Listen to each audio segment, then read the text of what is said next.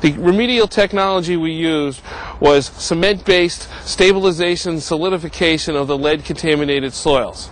The off-site disposal of that much material would cost approximately $600,000. The on-site disposal of that material cost only $100,000. In addition, we also had a savings in backfill and the use of processed gravel as a binder for the parking lot, which resulted in another $30,000 of savings.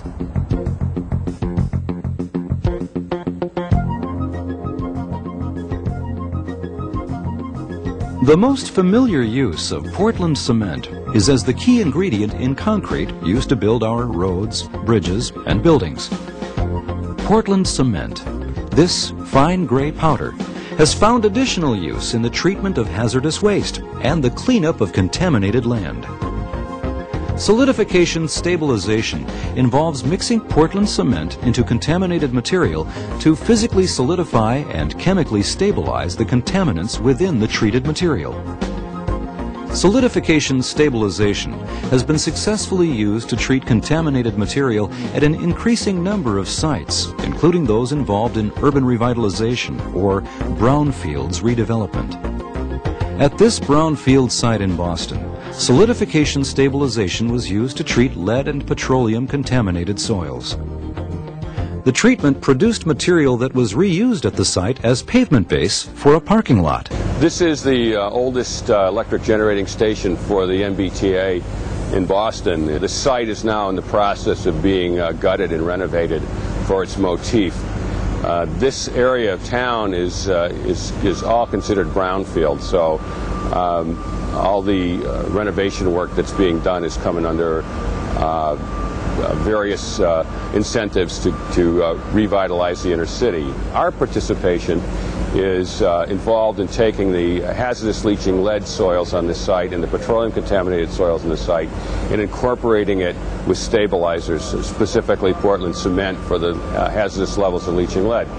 The material here is a backfill that was brought in when they put the tankage in the ground for the underground storage tanks.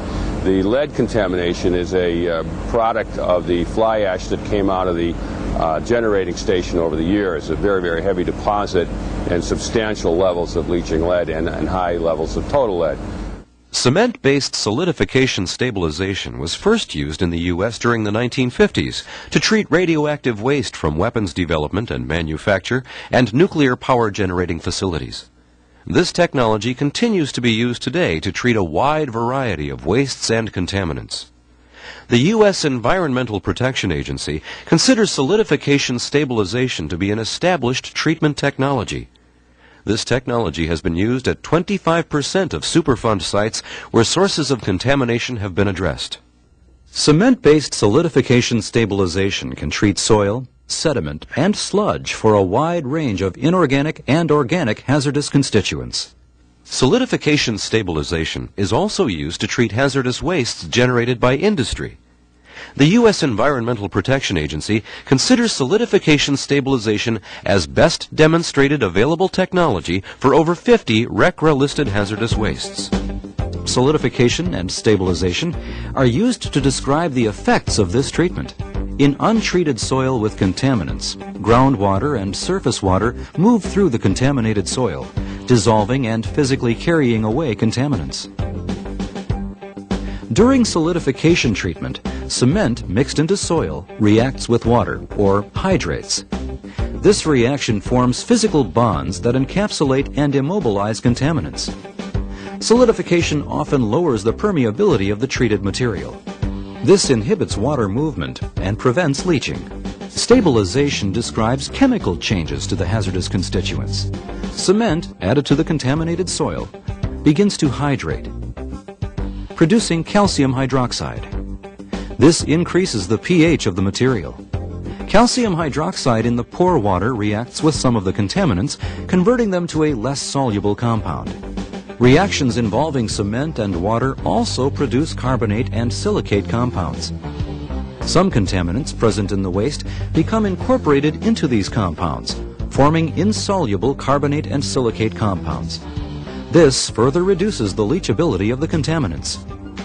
Solidification stabilization treatment can also reduce toxicity of some heavy metals through the use of additives and mixing techniques that can change the metal's valence state. Portland cement has many advantages over other binding reagents. First of all, it's manufactured to standards set by the American Society for Testing and Materials. Quality control ensures a uniform product and predictable performance. Cement is a generic product. It is produced at over 125 plants in the U.S. and Canada, and it can be purchased in bags or in bulk. Often, less cement is needed to create the desired treatment results than other reagents.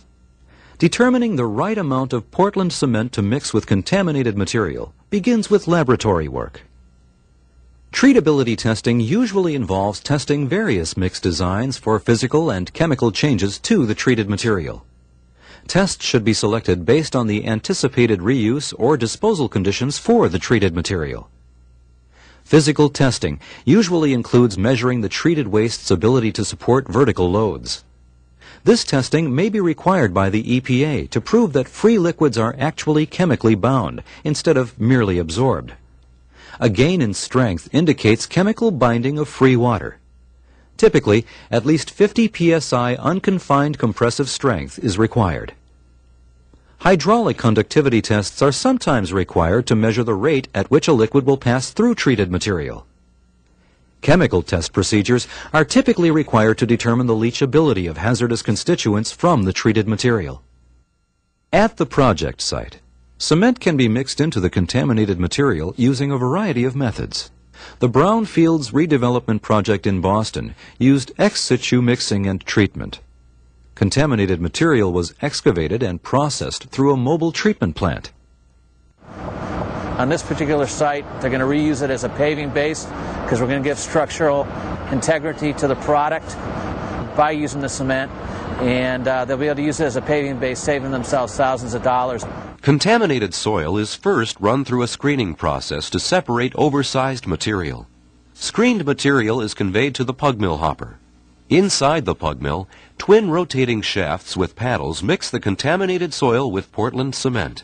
What we're doing today is we're adding Portland cement into it to hydrate the product and give stability and take the TCLP levels of the lead down below a non-detect.